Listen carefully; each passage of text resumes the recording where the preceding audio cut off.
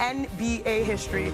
Now, it's no secret that this series will look a whole lot different if Jimmy Butler misses any time. But Wilbon, just how detrimental could this be for the Warriors? If he misses a lot of time, like more than 2 games, it's a wrap for the Warriors. Look, there's so many numbers are nonsense most of the time. Let's cut to one that matters. Record of 25-27 is what the Warriors were. It's not a small sample size before Jimmy Butler got there. That's 11th place. That's play-in. They're a completely and utterly different team. They know. They're not unaware of this. And so that is what led Draymond Green to say, we win a championship now with Jimmy Butler. Without, they're likely to go home. Now, if they can get a split in those 2 games in San Francisco and they can get Jimmy Butler back, if he has some of his time. Knowing Jimmy Butler, I don't know that he's going to miss it, but he's got to be really himself, Shanae. You know what I mean? So yeah. If they can get him back in a split, in a 2-2 series, we know they can win in Houston, but his health is paramount. Yeah, it absolutely is paramount. And if you think about it, the Warriors, you mentioned the schedule. There were 2 games under 500 this season before acquiring Butler and in games that he missed. But after the trade, they won 75% of their games with Jimmy, so he will be crucial. Now, the Warriors, they had to use some lineups that normally they wouldn't due to Butler's injury and also Podziemski's his sickness. So let's get to our front office insider, Bobby Marks, to break down what are the Warriors' options moving forward. Well, this is the lineup when Jimmy Butler's healthy, and as Michael said, the record speaks for itself here as far as the impact that Jimmy Butler had. Here's the group over here that you're basically pulling from if Jimmy Butler can't play, or even if he's limited. I think the guy that we're certainly going to keep an eye on is Jonathan Kuminga, right? If Jimmy Butler can't play, how do they get his confidence back? How do they get to the Jonathan Kuminga of old? But here's the concern. These are the 2 games so far. Minus 14 points per 100 possessions with Jimmy Butler off the court. Here's what we watch. The beauty with Jimmy Butler is the non-Steph Curry minutes. When Butler is on the court and Curry isn't. This is game 1, +7. Here's game 2, minus 12. So what happens if Butler can't play? Is Curry going to be playing 42 minutes a night? You're going to need a Superman human effort from him. That's the biggest concern for me, is those non-Curry minutes and who basically fills those. Yeah, thank you so much, Bobby, because the non-Steph Curry and potentially Jimmy Butler minutes, a lot of people, Ramona, might be looking at Jonathan Kuminga, but he's in an awkward situation, knowing that going into the playoffs, it wasn't really clear whether he would be a key factor. I think people know he probably was not going to be designed when 100% to be on the floor, but now he has a bigger role. I mean, Che, you're a player. When your coach comes to you before the series and says, I don't know if there's going to be a big role for you, like that's hard to internalize, especially for a young player as talented as Jonathan Kuminga. We know how much money he said no to at the beginning of this season. He has an opportunity to go look elsewhere in the offseason if he wants to get a bigger deal. But he has not been able to share the court very well with Jimmy Butler this year. They take up the same space. They haven't played well together. If Jimmy Butler's not able to go, and by the way, Steph Curry and Jonathan Kuminga both had this kind of an injury. Steph missed 2 games with it. Kuminga missed 1. So, Wilbon, what you're talking about and how much time he might miss, that's kind of what we're looking at.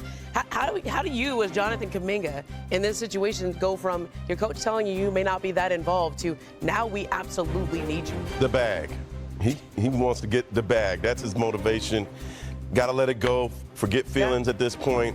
You know, Jonathan Kuminga actually perhaps played his best basketball this season against the Rockets. He averaged 21 points per game. He actually had 33 points in 1 game against them.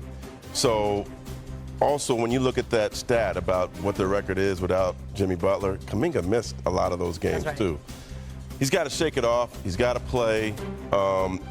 He brings some athleticism that the Warriors need in this series. So, hey, JK, you want to play and you want the bag, this is your time. But let me tell you this real quick. There is some hope, though. Bernie Lee, Jimmy Butler's agent, texts me saying, pray for the bear. That tells me there's some optimism for Jimmy.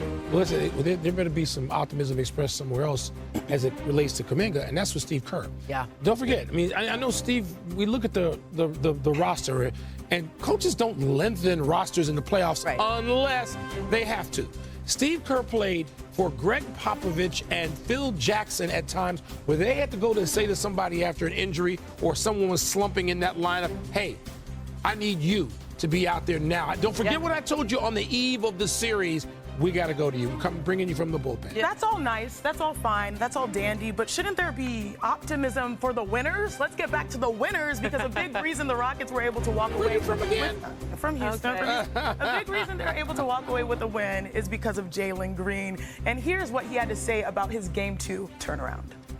That first game, you know, the lights were bright, the crowd was here, the court looked huge, so yeah, I couldn't really get a chance to, you know, settle in. My legs was a little shaky, but you know, that's part of it.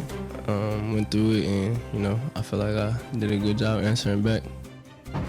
The player in me, when I heard that, got chills. Yeah. Because that's a level of vulnerability that you're giving people to what that moment meant for him in Game 1, but also what it meant to bounce back in Game 2. So shout out to Jalen Green for giving us the truth there. Now, Wilbon, you said yesterday that this would be a dominating performance by the Rockets. So is it hard being right all the time? No. Yeah, but wait. Did he predict the Jimmy injury, though? No, I don't have to. What? What did I say in that text to you last night after that? The Rockets were going to win that game last night, regardless. They were down when Jimmy went out. God knows, Jimmy Butler's been one of my favorite players for his whole career, and I want to see him back in there. The Rockets were going to win that game. The Rockets are in a similar situation, and we'll get to them in a minute, as the Pistons.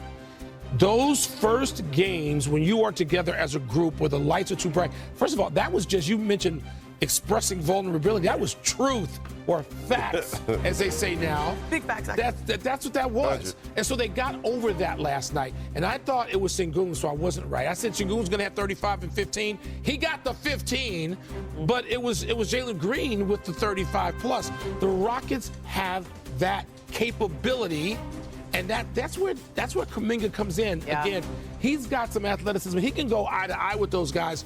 Well, I don't know how many Warriors can do that otherwise. But I don't know if it's eye to eye or hand to hand, fist to fist. Jump to jump. Let's get back to the physicality of the series, because Ramona, it felt like at times we were watching a little bit of the WWE, a lot of this enhanced drama. Okay. How do you see this series really playing out if this style of physicality continues? I'm getting ready for a lot of talk out of Golden State about how Steph Curry has taken 6 free throws in these 2 games. 6 free throws, that's it.